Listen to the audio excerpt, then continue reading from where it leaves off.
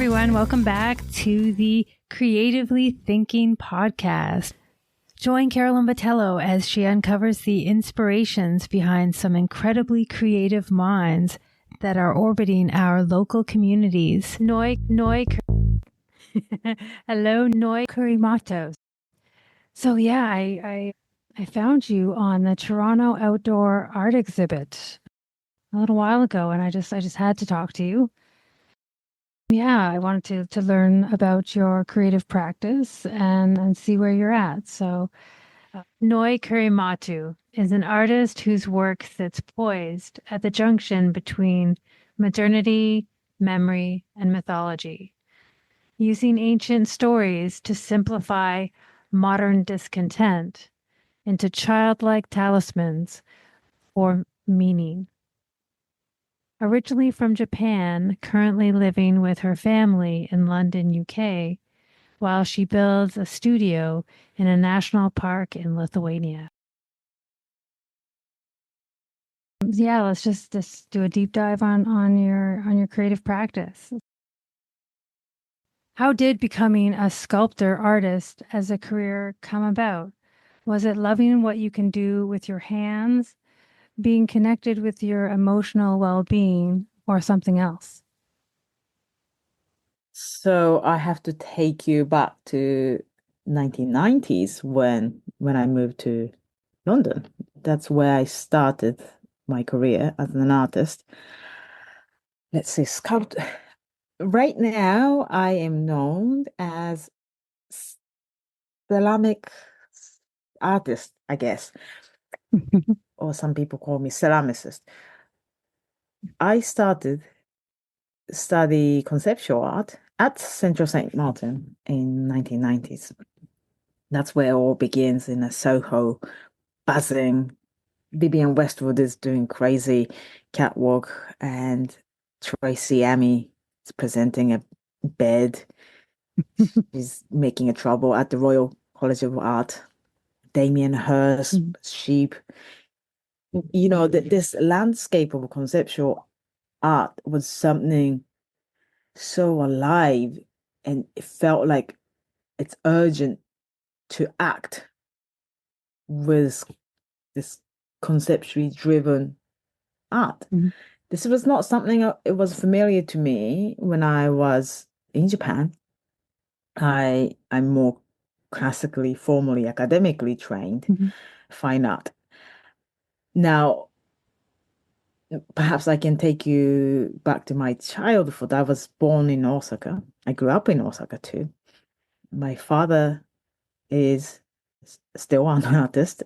He was teaching a lot when I was little. He's a professor of fine art. And I grew up with a lot of artists, printmakers, sculptor, photographer, musician, poets. And that was very soul enriching environment for a child like me. I often thought that's how all the adult life is like. Everyone's making music, drawing and smoking, reading a poetry to each other. Turned out to be around the primary school as I went to school, I heard things like, oh, daddy's going to office. I'm like, oh, what's that? Like, oh, my dad's wears suits and go to work. I'm like, oh, oh, I guess my dad does that too. And I saw my neighbor's dad coming back rather knackered and tired and irritated after, the Japanese father often work easily 12, 14 hours a day. And I thought, wow, what a strange, your dad looks exhausted from life. My parents are just often listening to music, eating, and friends are coming in midweeks, drinking, drawing, dancing, full of life in our family home. So I always knew that I, I really don't want to be in the other side. It looked like soulless, life. But then I re also realized that was the majority of the world. So this is the background of how I sort of grew up with a family full of artists all the time, with the contrast of Mhm. Japanese economic bubble era. Technology was thriving in Japan. Money was never the issue. Then the bubble busted. A lot of people end up jobless. A lot of people couldn't pay mortgage in the end. Adults were stressed. So it was a tension in Japan as I grew up. And I had able to steal my father's magazines, art magazine.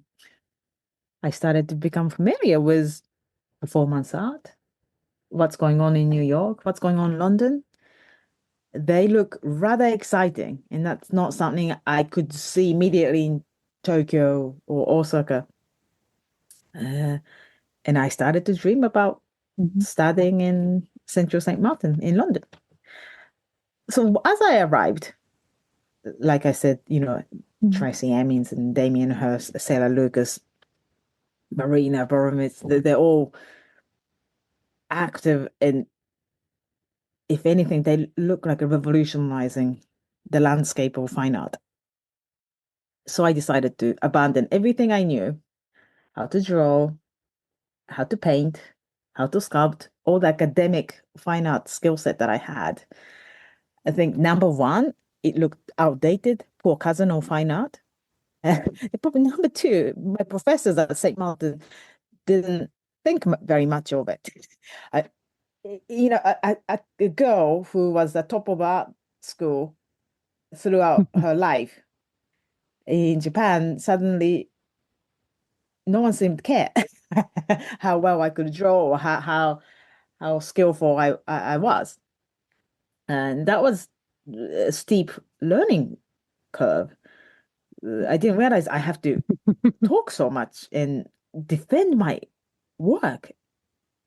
Mhm. Like why can it let the art speak? That was the sort of culture in Japan. You don't present so much, and you don't Mhm. certainly defend your work.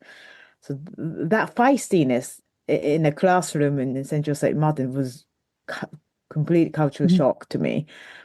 I absolutely hated it in the beginning.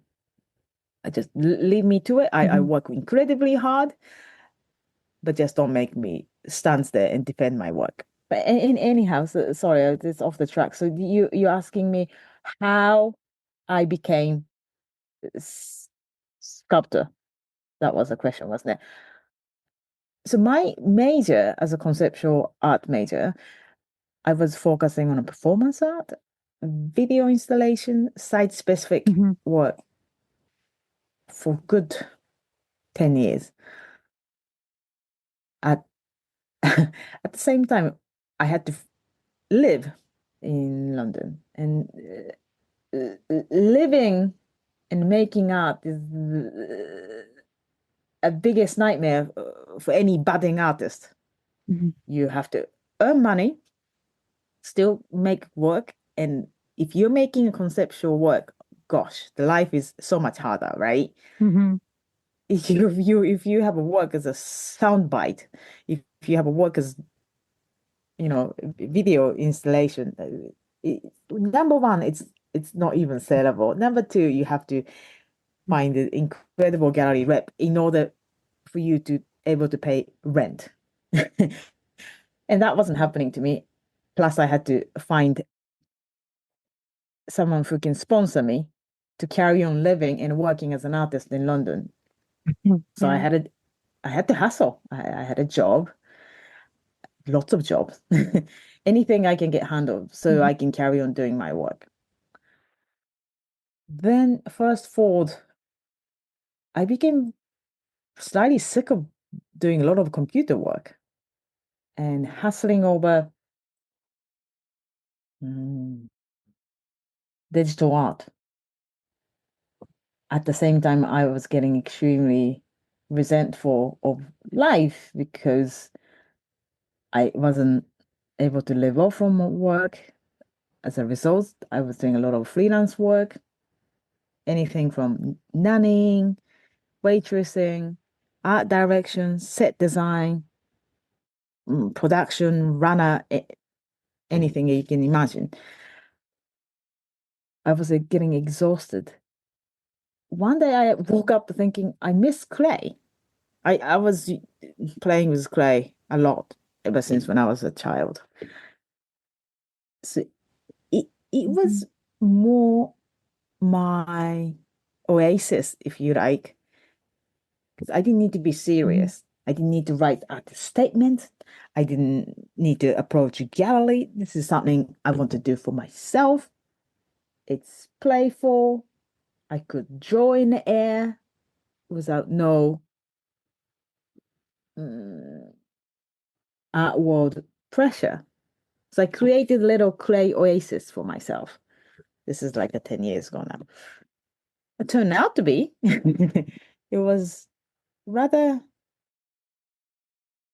hmm, rather healthy move. Hmm. Hmm. It's something you enjoyed. Not just enjoy it, it was crucial to reconnect, rewire fingertip and my neurological pathway. Because if you're doing a video art, let's say, you're most of the time you're editing, you need to you're sitting in front of a computer. That's a lot of background work, Hmm. nothing to do with raw material. While when I'm performing, of course, it's body and it's space, it's raw materials, whatever that I happen to be using. But clay, Hmm. ceramics is, as you know, water, fire, hand, and that's pretty much it. And centuries and centuries, ceramics technology hasn't changed. We use a fancier kiln to fire, but that other than that, clay is clay, water's water, fire's fire. And I could able to express something perhaps more honest. And I also started to enjoy my ceramic work was talking to, let's say, real people. Hmm. When you really make video art was site specific, something rather you have to read lots of copy to understand what's going on. I was talking to very exclusive audience, people who either studied or speak such language as a Hmm. conceptual art.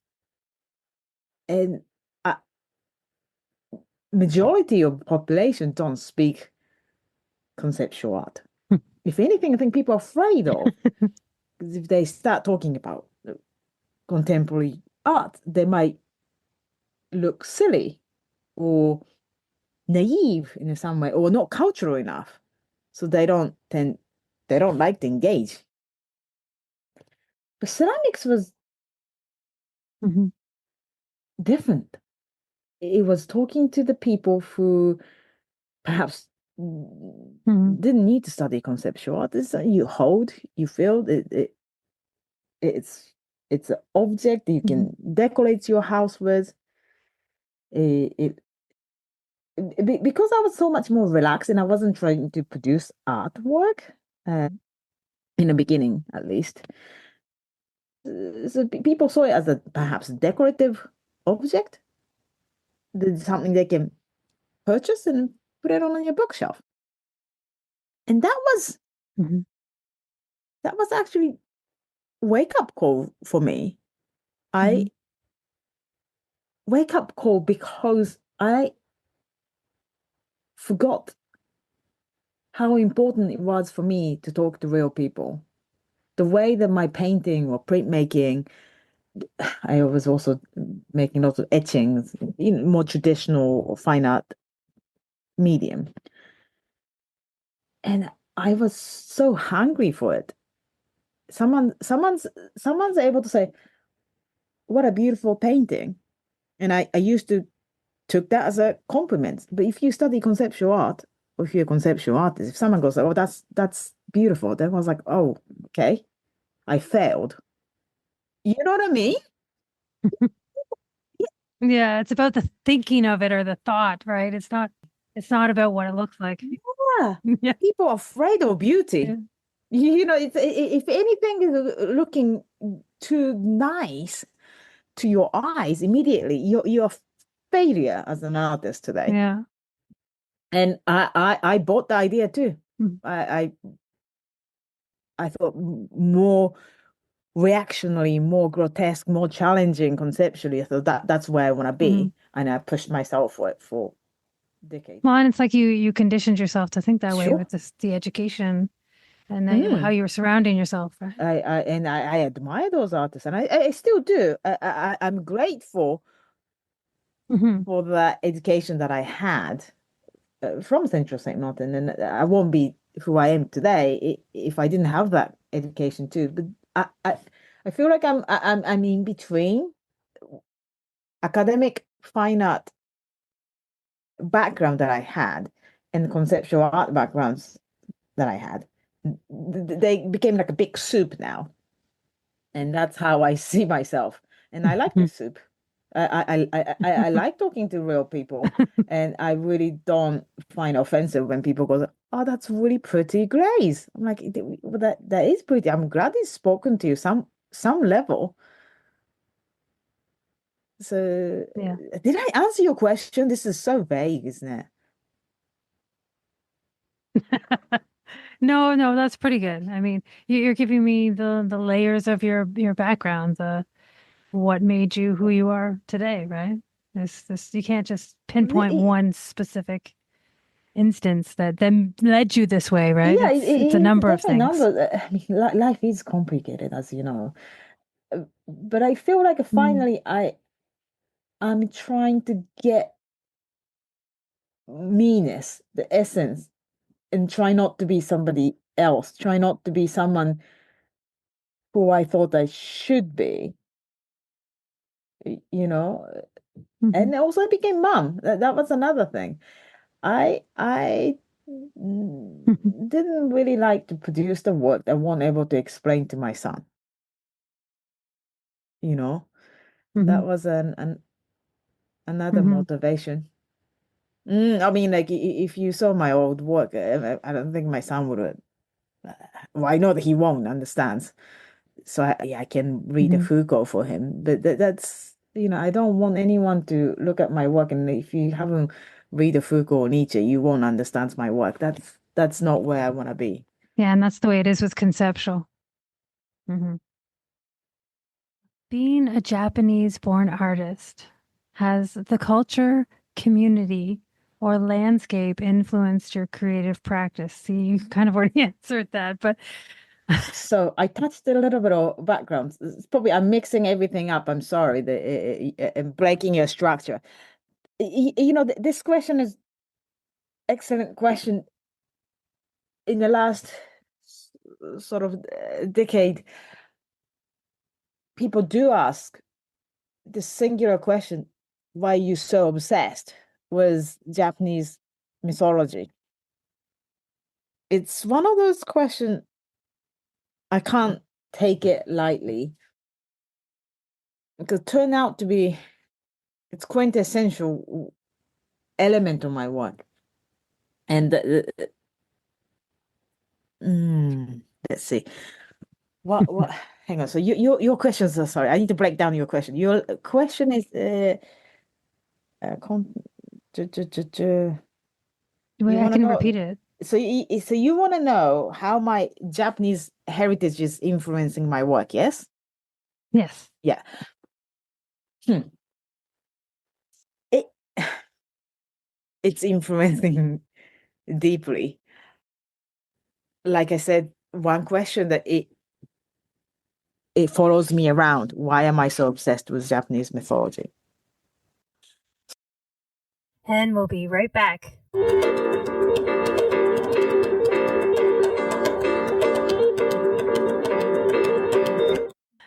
Has it been through context, form, or story that has been your ultimate reference point and influence?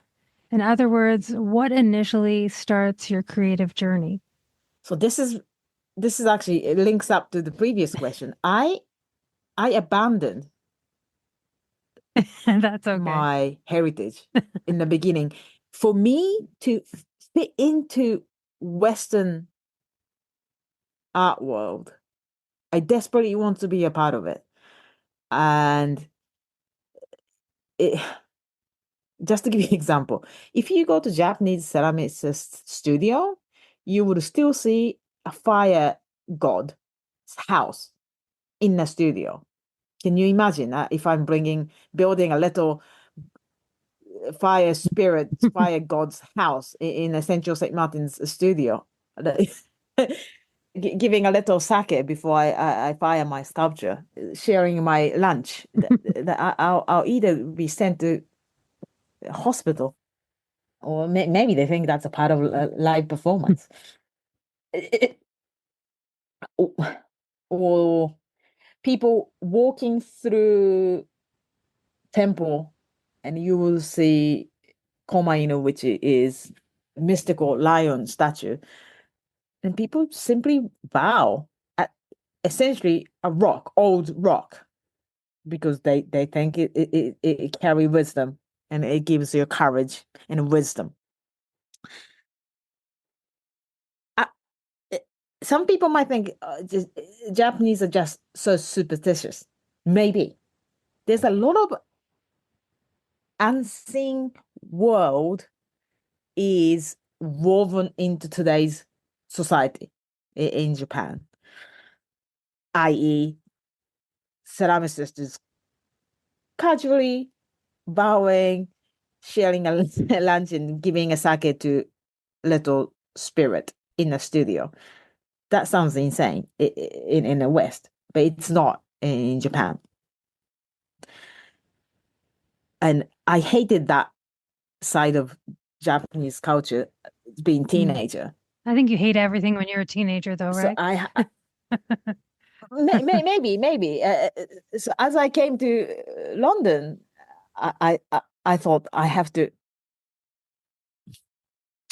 Hmm, what I was trying to reinvent myself to fit into the shape that's been pre-custom-made Mm. by conceptual art movement since the 60s. Of course, I thought I was successfully doing it. I don't think I could fool anyone, but anyhow, and turned out to be life is difficult and life is complicated and life is Mhm. extremely tough sometimes. When you're teenagers and 20s, life is not so tough. Mhm. No disrespect to any younger artist. Life is good, you know, you're idealistic, your health is great, you don't have a family to look after, probably your parents are still in a good shape, your friends in a good shape. So you're clueless because you haven't suffered. It's counterintuitive, but more suffering that we go through, stronger we Mhm. become if we are able to face the suffering. And Buddhism, first line of Buddhism is that life is suffering. You may think that how gloomy is that? Turn out to be not so gloomy. Like life is full of suffering. We have to face death. We have to face illness, catastrophe, the wars Mhm. breaking out, economical, collapse. As I go through life tragedies, my sphere of, hmm, should I use the word atheism? Because What I feel word are like you I'm gonna saying? be opening a can of worm. Mm, it's it's Mhm. And so many people do, right? There's the atheists, Because all that, I right? plant myself in a godless society, which is the yes, yes. And I'm not a religious person. Yes, I came from the Buddhist background and culturally Buddhist, but I never practiced. I only go to temple to eat nice thing. I go to New Year because that's where my friends are. I go to temple because my friends are getting married there. You know, I'm that kind of culturally Buddhist. People will laugh at me if someone said I'm a Buddhist because I don't see myself as a Buddhist. But what I'm trying to get out of this, because I don't want your audience to be put off by this religious reference, God and deities and spirits. All the things I abandoned turned out to be, it became very useful tool when I was very ill, or when I was in a hospital, or when I lost loved one. It it it often happened to people. Let's say, you Yeah. have a Yeah. road accident, and a lot of people are pissed off with Mm. God all of a sudden, even they're Mm. atheist. The shaking a fist at sky. What are they shaking a fist for? I was that person. And I just became very curious. Okay, Mhm. I'm suffering. It is difficult, and my conceptual art is just not cutting it. I started to read a lot of Japanese folktale, mythology, things, the ones I used to hate because it didn't scientifically proven the any of the mystical story. You probably seen some of my sculpture collection, maybe Satori collection, let's say. It's a mountain god who hears people's lie, and if Satori hears lie, they eat people. I mean, that's what kind of nonsense is that? Do not lie. Okay, fair enough, but what's this Uhu? This character's mountain god's Mm. child and eating people. It felt like old-fashioned and backward Yeah. when we're trying to shoot rocket up in the sky. We might be living in a Mars in the next century. What are we got? What are we doing as like demons and spirits? Turn out to be. I Mhm. was the one shallow-minded in reading a sentence too literally and not seeing beyond what narrative carries, the weight the narrative carries. So these days, my work is sort of the bridge between past and today. I feel like it's my mission to decode mythologies that I once abandoned. I thought, that's not true. Bin it, I thought. It turned out to be, that's really not wise. That's really stupid, really. That's Mhm. because And I thought so many people do, right? the old man There's was the big. atheists, That doesn't all that, exist. right? Mystical river does not exist. And I didn't really question what it might be. What really is Satori? What is this, mountain god?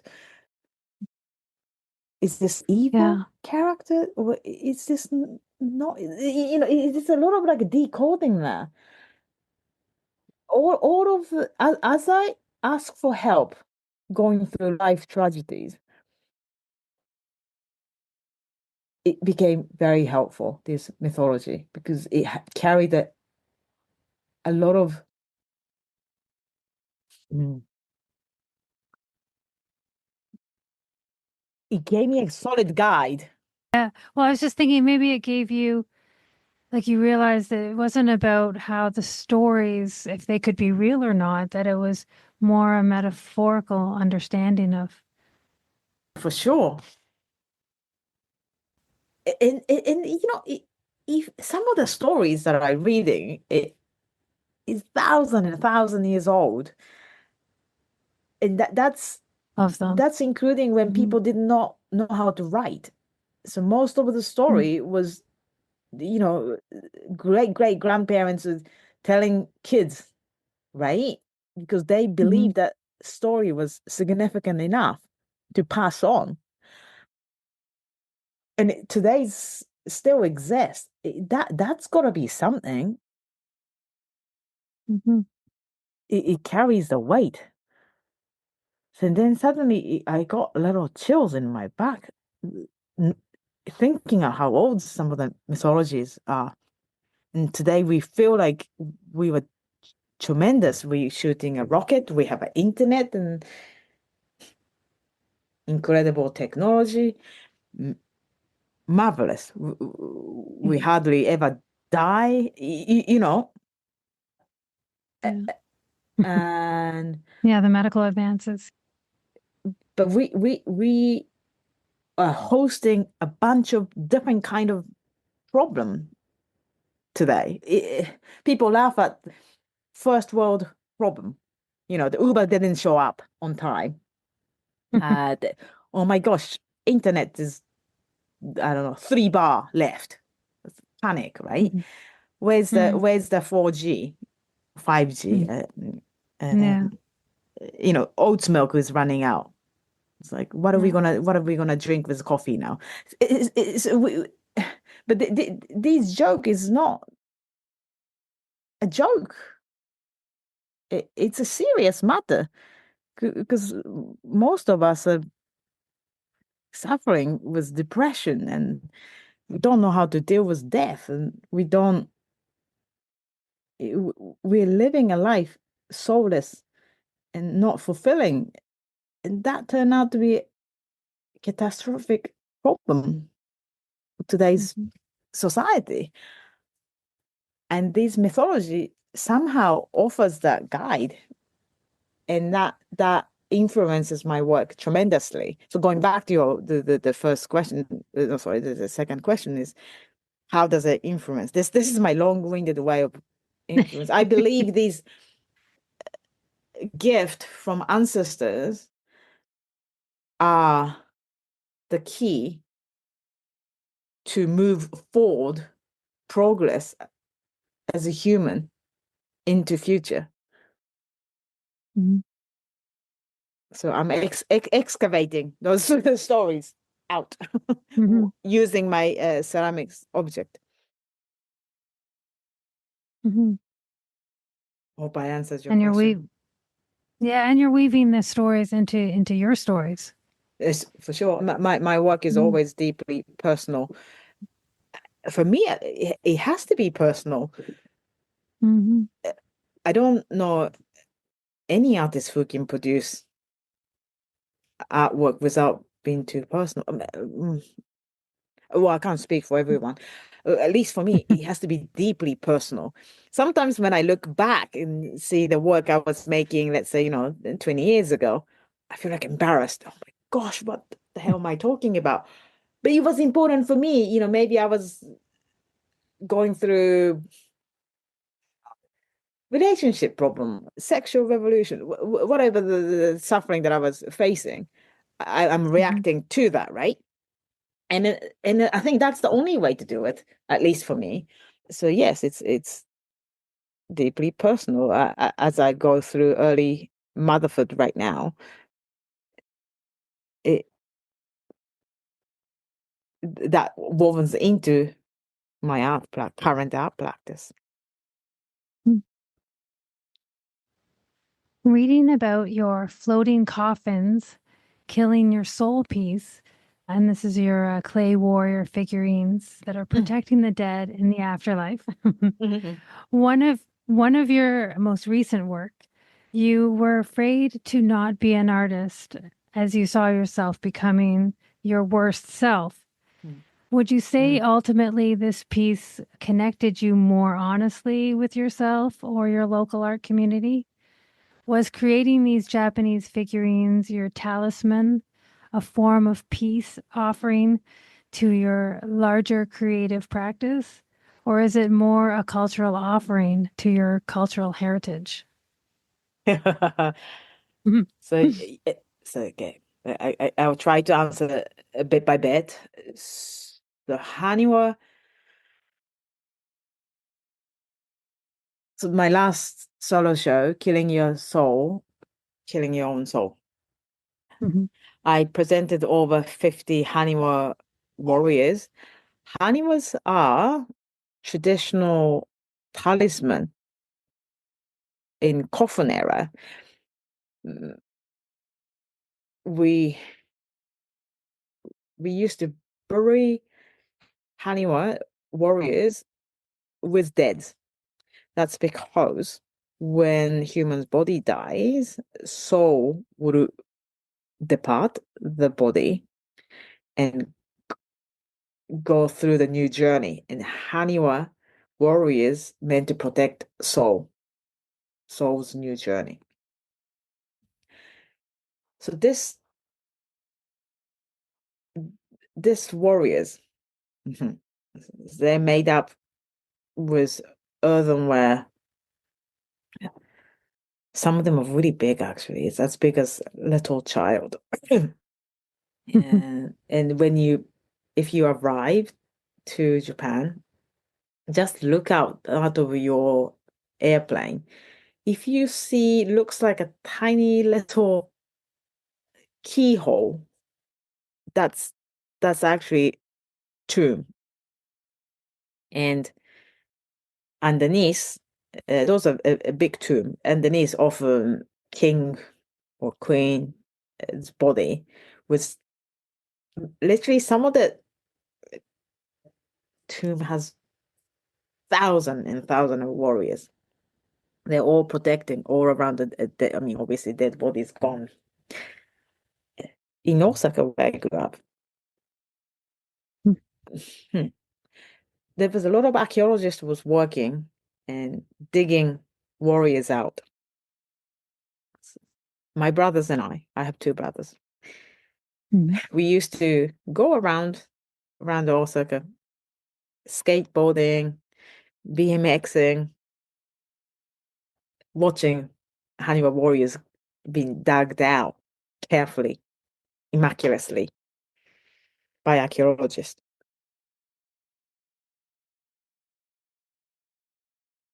Hmm. It was rather hmm, it left a strong impression to me. One, I somehow liked this warrior being discovered out of someone's grave.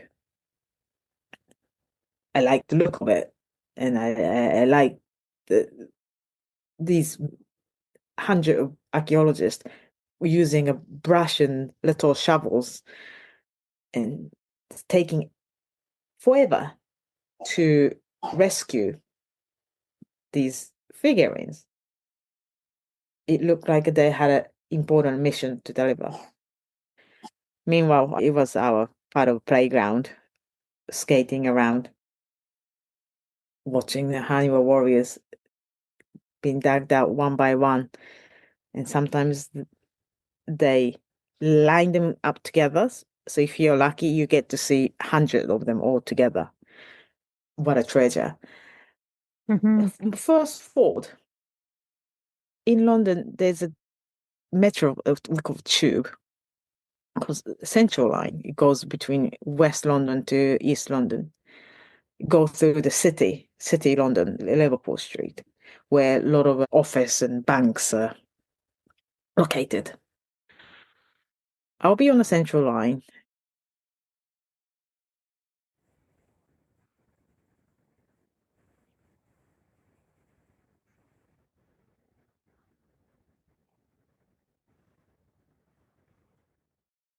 And we'll be right back.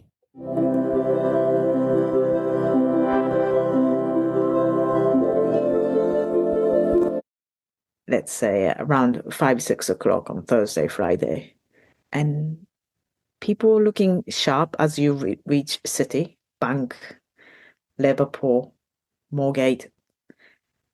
People looked very well groomed and well dressed, but exhausted from life. And things that I often hear, thank God it's Friday. You know, And I always thought, what a peculiar thing to say. Thank God it's Friday. I made notes to myself. This will keep happening. Every week I meet these well-groomed people. They have more watch Mhm. than they need, and their shoes are shiny. Their nails are very groomed, but they seems dying inside. In fact, they would actually use those words too. Oh my gosh, I'm dying. Dying from what? I thought. Then this honeymoon came back to me. Yes, the original honeymoon was made to protect the soul Mhm. departing from dead body after death. I thought perhaps we need a honeymoon more than ever to protect the soul while when we're still alive. So that's how I started to make haniwa. So that's how I started to make haniwa. That's how I started to make this warrior. Didn't think about making a solo show or turning into collection, anything like that. It felt like a necessity to react to the situation that it was unfolding in front of my eyes.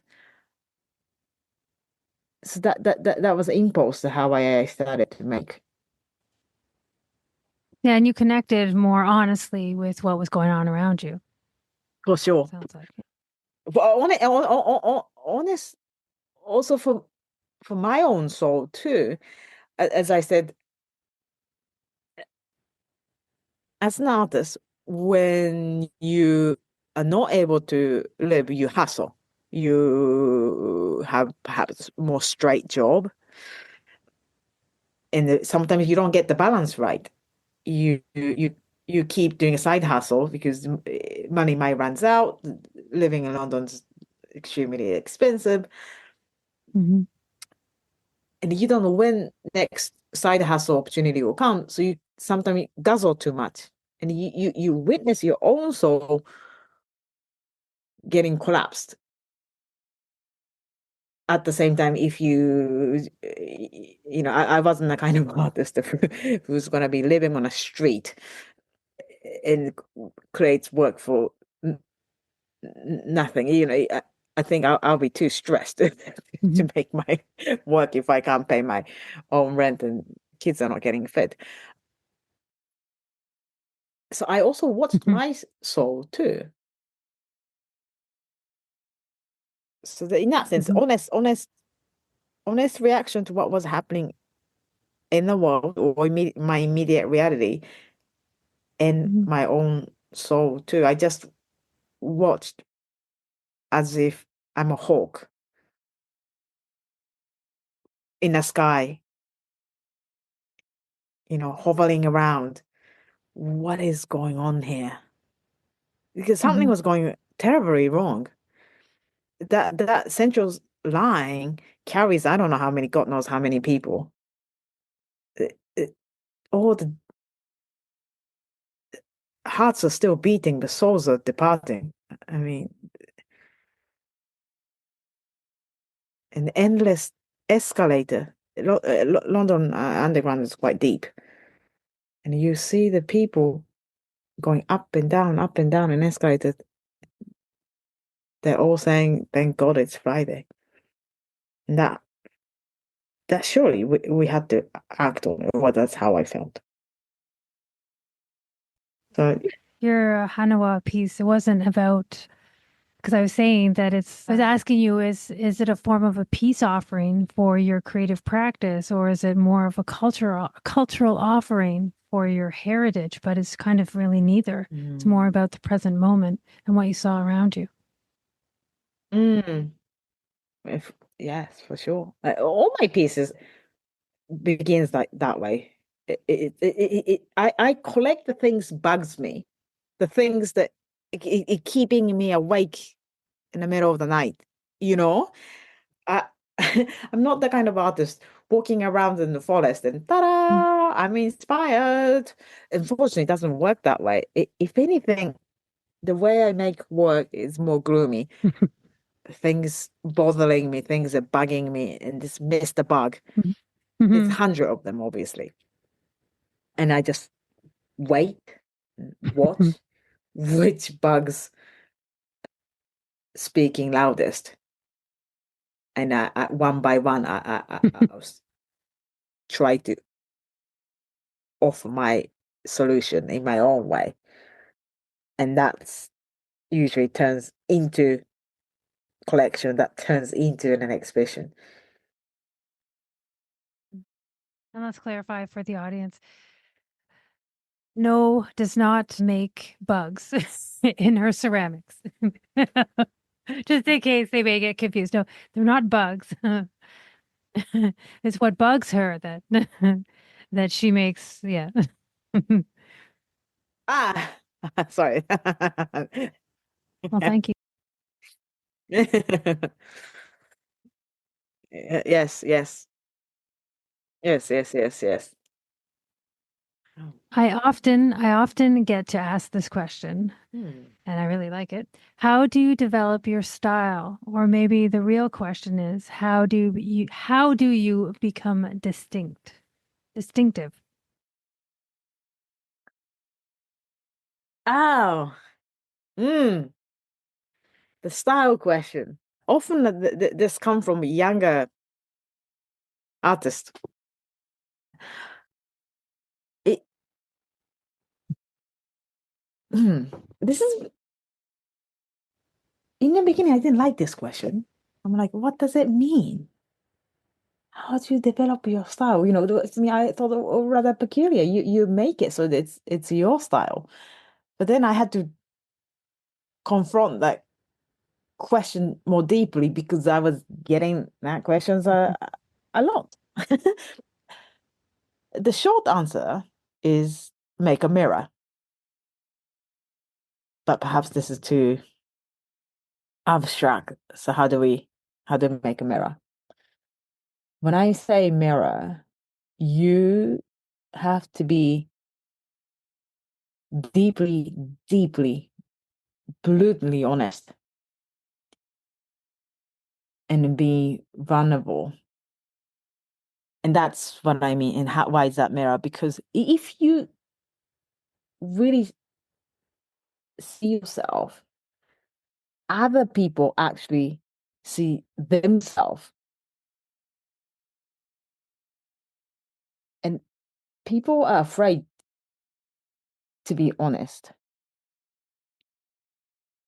And that stops them, the fear of being naked in front of Mhm. crowd. And that, but we have to go through this.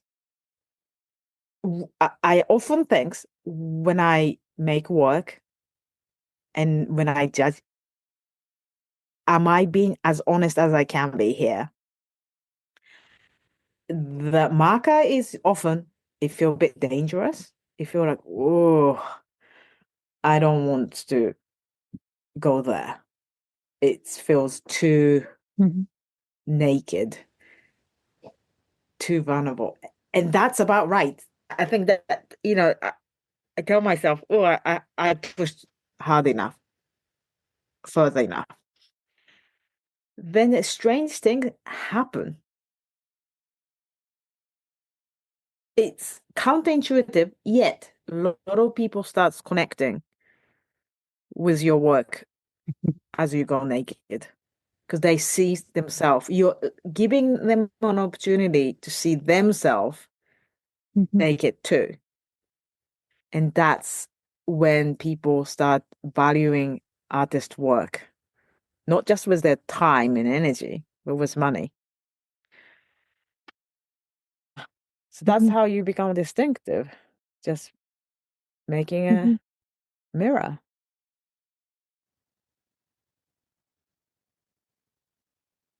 Becoming a mother and an artist has been a bit of a struggle for you, both with your father being an artist and the overwhelming responsibilities. How have you seen continuing to be a creative as a benefit to your family as a whole?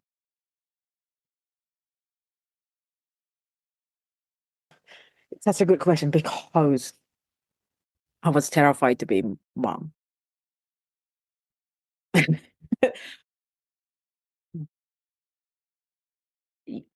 I, I I believe children will hijack my life, my career. There's something I worked so hard for so long and turn out to be it's never a good time. At least it was never a good time for me.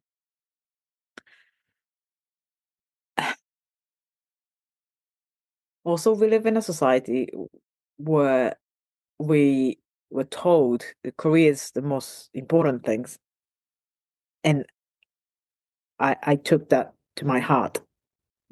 I worked incredibly hard, and I was definitely career driven throughout the 20s and 30s.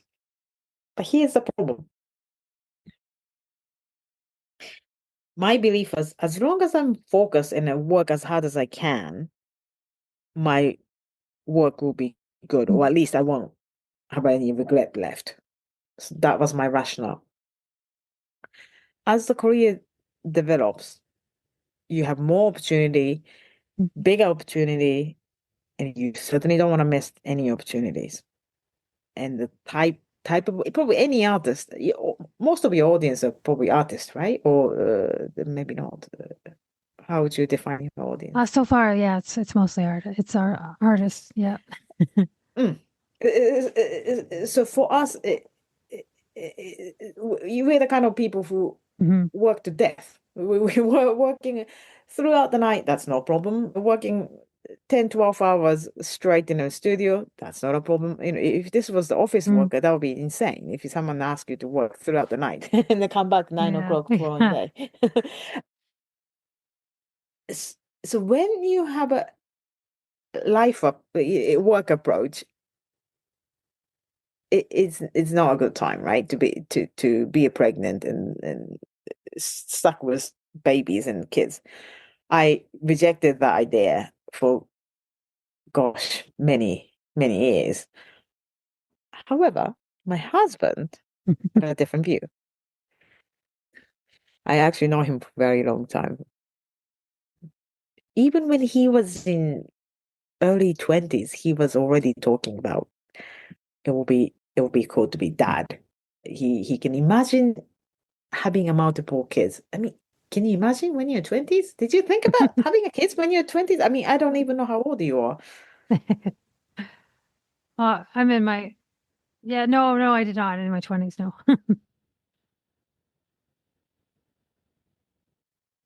I was going through a marriage crisis because the one person, as I was approaching 40 in late 30s, he's, I understood that work is really important for you, career is important for you. And he forgave me throughout the 20s. He said, that's no problem. 30s till mid 30s, there was no problem. After mid 30s, it became shaky. Shaky because he felt his life is not completed without being father. And somehow he knew that he will be a decent father. And him telling me, his name is Ed telling me I'll be a good mother. That was just like, number one, how do you know? Number two, I don't even want the kids. And number three, I, I tested myself with my girlfriends are having a kids by then. Right. I mean, like I liked kids, but like over the, lunch. I don't mind having a little kids around on Saturday afternoon. That's fun, but I as I want to go back to my studio. What if I have an opportunity that I can't jump on it? It just sounds like they're gonna hijack my life. What a terrible idea, I thought.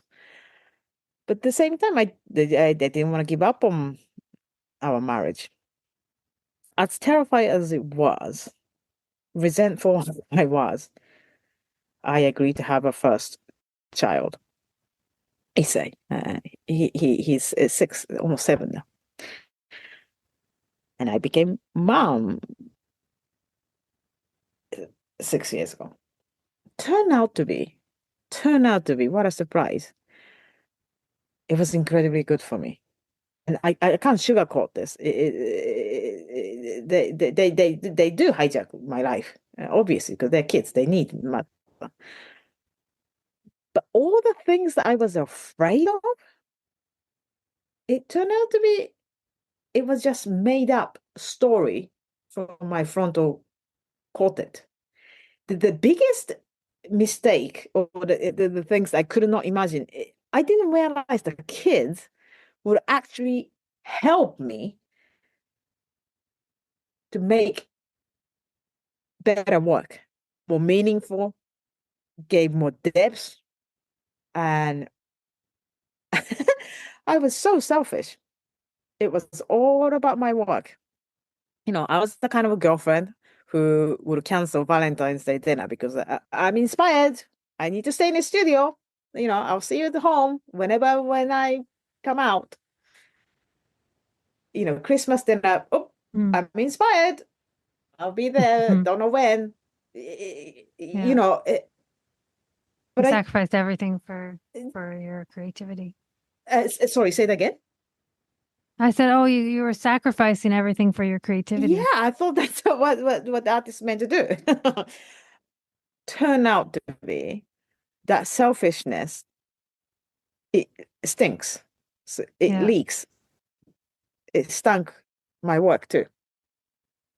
It's self-centered, stinks. And motherhood is ultimate wake-up call. Suddenly you become secondary. And that was actually really nutritious element of my life. It became so clear. If someone asked me, who would you die for? It's one of those questions I would have laughed at. I was like, "Oh, that's a stupid question."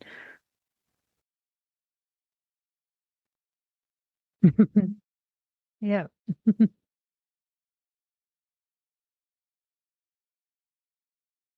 And we'll be right back.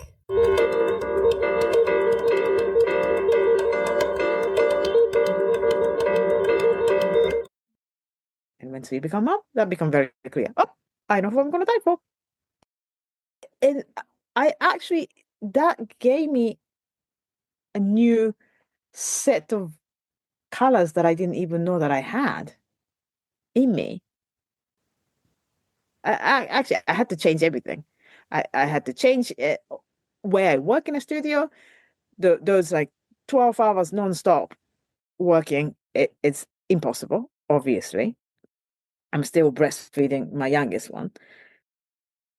So I started to work quickly and have a break and come back and go back to studio again.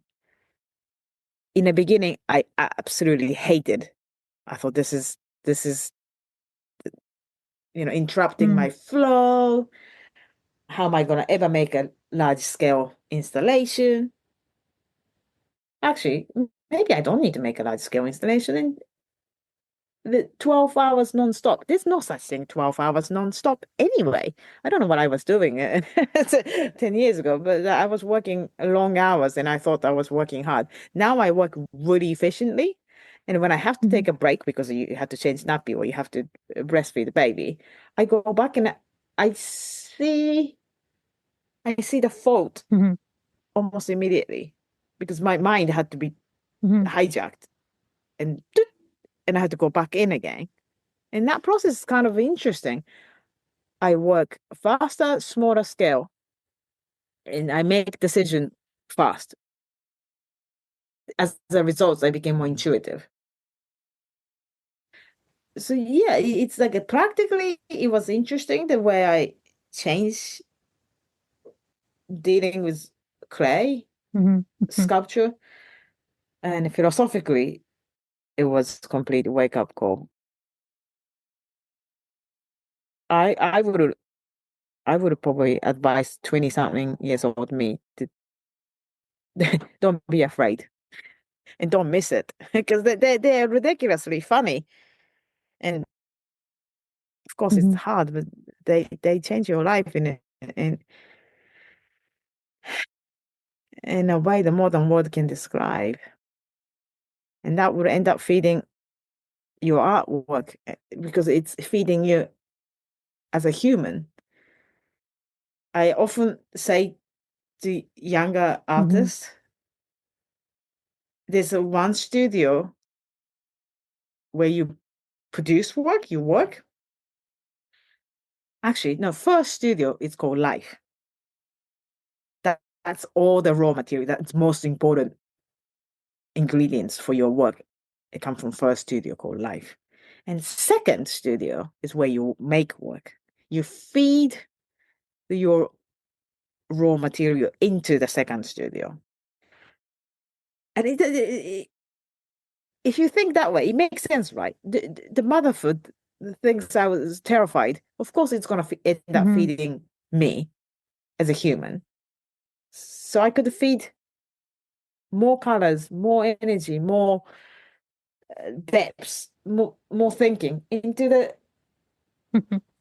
the second studio.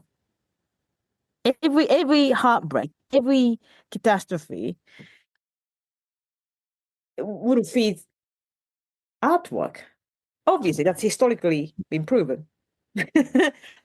So I have no idea why I was so afraid. But now I have four kids actually. Yeah, and my studio, ceramic studio with four kids. Can you imagine? I have no idea how I'm making work ever.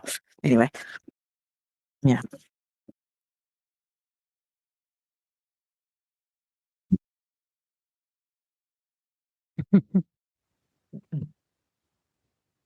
So, how would you say your materials impact or change your sculpture? More specifically, how does your choice of materials influence meaning?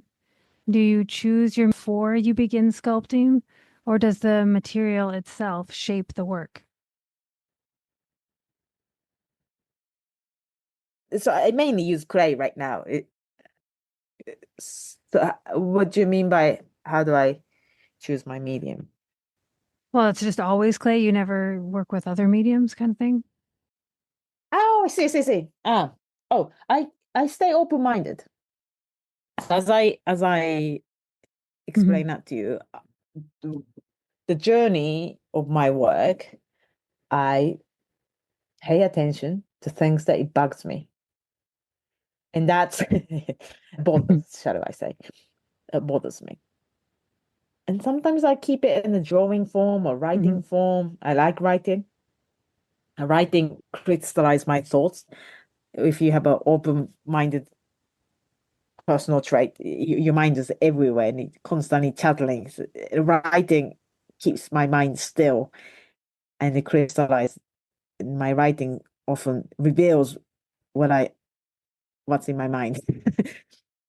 Then as I write, I go, oh, sometimes it's like one sentence. Ah, this is what was bothering me. And that then I can start sketching endlessly, for instance. And I pick medium according to that. So whatever the bothering me and my answer sounds like that's too big. How can I shed the light to this problem? What I deeply believe Hmm. that's Hmm. the problem that suffocating humanity today. And if that lights need to be through video performance, I'll do that with a video performance. If that need to be through a painting, I'll do that with painting. Hmm. But at this stage of my life, I love using clay, fire, water in my hand. Very, very basic ceramic studio. It's nothing Hmm. fancy. Yeah. Yeah, because And I'm very ancient decoding an too. ancient wisdom, Japanese mythologies, mostly. It somehow makes sense. And I like the fact that those ancestors, they weren't even artists, the people who were using it, just mud and, fire pits to fire the Hmm. talisman. I actually enjoy using the same technology, same material with them. So for now that Hmm. this medium works for me, but who knows, tomorrow I I might need to go back to do site-specific installation that it disappears overnight. Maybe. Hmm. So I stay open-minded. This is why, because I've been producing ceramic sculpture for decades. People started to call me a ceramicist. Hmm. Hmm. I try to keep myself just an artist. You know what I mean? Because that name is, I found it very Hmm. dangerous. Because if you name yourself, well, I didn't. People named me as a ceramicist. I'll become one. So that's dangerous. So I often say, well, no, I'm just artist. I use clay today. I don't, yeah.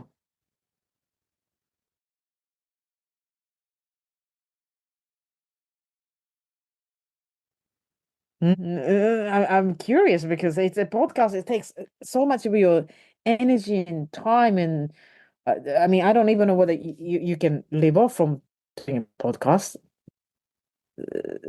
So I'm always curious. How, Yeah. mm. No, it's not yet, but I'm working on it, Well, so we'll good see. luck because I think people are hungry for a meaningful, long format interview.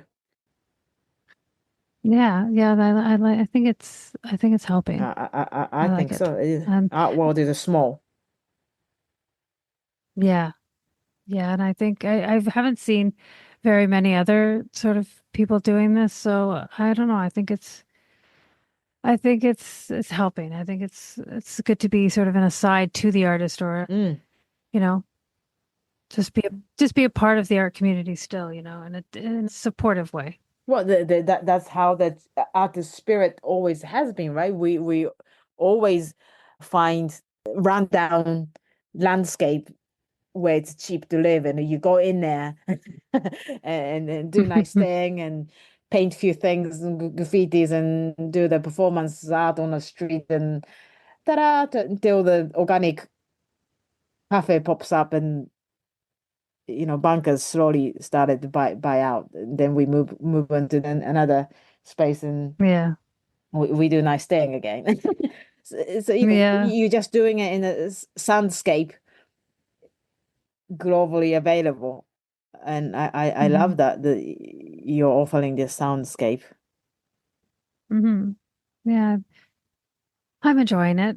And I'm hoping to, yeah, to make some money Mm, with this because I could get mm, advertisers on here like galleries and art mm. stores and then other other advertisers as well. So Great. You have a great energy. I hope you will be thank successful. you so much. Okay, bye. Bye. Have a nice day. Bye. Okay, thank you, Caroline. All right. I'll speak to you soon. Bye. Yes. You too. Bye. Bye. Bye. Bye. Join me next time as I go down another rabbit hole with another creative professional on their insights, their inspirations, and their ingenuity.